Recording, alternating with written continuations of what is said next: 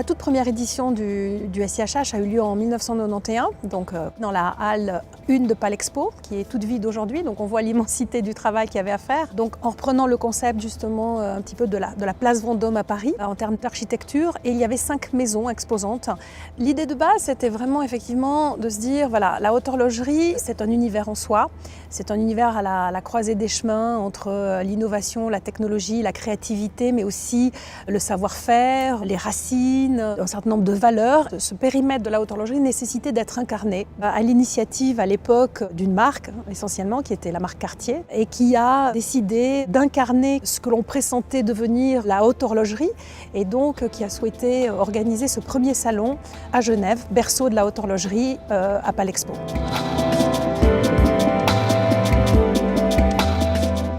Alors, une date importante dans l'histoire du salon est probablement la date de 1999, puisque c'est vraiment là qu'on a vu arriver des marques indépendantes importantes de la haute horlogerie, comme Audemars Piguet, Girard-Perregaux et Breguet. Ensuite, évidemment, avec l'histoire de la constitution des groupes horlogers, de leur consolidation, certaines marques nous ont rejoints, d'autres nous ont quittés, pour arriver aujourd'hui, en 2015, à un périmètre, j'allais dire, stabilisé de 16 maisons exposantes. Alors en 2009, une date aussi importante dans l'histoire du salon a été le changement de date. Nous étions traditionnellement au mois de mars-avril, plus ou moins des dates concomitantes avec la Foire de Bâle. Et en 2009, donc, nous avons dû pour plusieurs raisons changer nos dates et nous positionner en janvier, ce qui a été aussi une initiative très positive en fait pour notre industrie, puisque avec ce nouveau positionnement en termes de date, on arrivait vraiment en tout début d'année et on pouvait ainsi donner initier la saison horlogère et donner le là des tendances horlogères. Et donc au niveau de la profession, on a un petit peu changé les rythmes et qui ont été très bénéfiques pour l'ensemble des acteurs finalement de la haute horlogerie. Alors le salon du SIHH est un salon exclusif, très sélectif, donc effectivement on n'a jamais été à la course aux chiffres, on a toujours privilégié la qualité à la quantité et donc aujourd'hui nous recevons à peu près sur 5 jours 14 000 visiteurs donc du monde entier avec environ 1200 journalistes donc qui sont vraiment les meilleurs journalistes, les meilleurs représentants de la presse professionnelle et puis les meilleurs détaillants et les grands collectionneurs et clients VIP qui ont le privilège d'être invités au salon.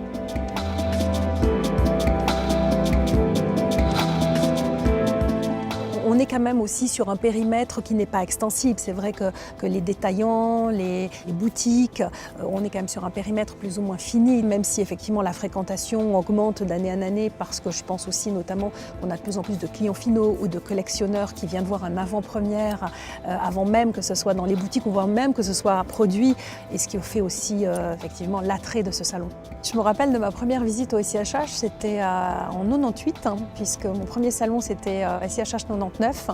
Et donc c'est vrai que quand je suis venue pour la première fois, j'ai été absolument impressionnée par la qualité de ce salon. Je suis sûre qu'aujourd'hui, le SIHH est depuis longtemps le plus beau salon du monde. Et je le dis en toute modestie parce que ce n'est pas moi qui l'ai créé et c'était une magnifique idée. C'est un très très beau salon, c'est le plus beau salon du monde et encore pour longtemps.